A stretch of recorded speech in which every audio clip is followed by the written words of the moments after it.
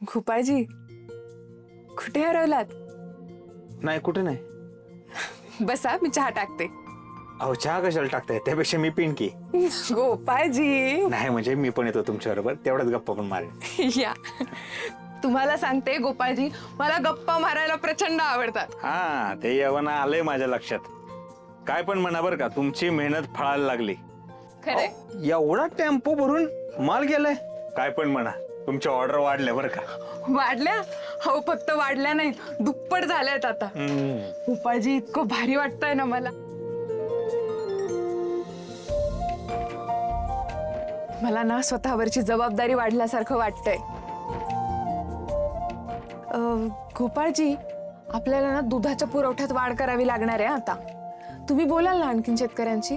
हा, आणि मी म्हणत होते की आपल्याकडे ज्या बायका काम करतात ना, त्यांच्याही संख्येत जरा वाढ करावी.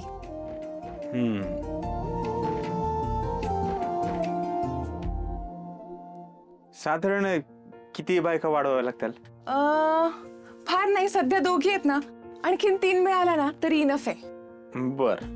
तुम्हाला सांगते गोपाळजी, मला ना कधी कधी अशी स्वप्न पडतात की माझा असं एखादा मोठा प्लांट वगैरे टाकलाय मी. वा वा, हे पण तुमचं स्वप्न सत्यात उतरेल बघा. अहो खरं आहे बघा, रिंग पण वाजली फोनची. एक मिनिट आले.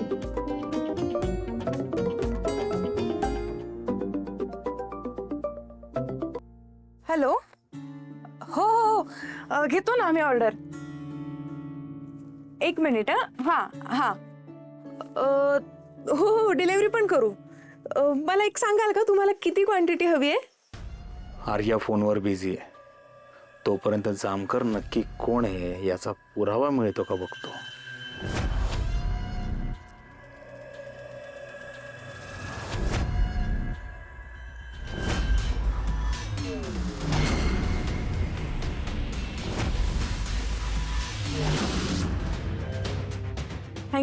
Thank you so much.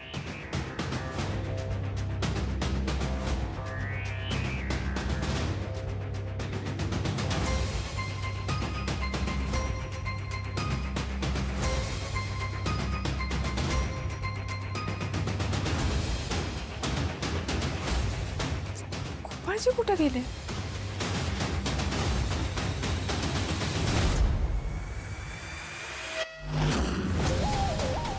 गोपाळजी, काय झालं? इथे काय करताय? अहो काय नाही, मला काहीतरी वायर बिअर जळल्याचा वास आला.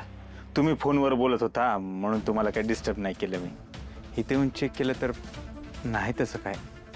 असू दे, चहा उकळला असेल. चला बाहेर बसूयात. हां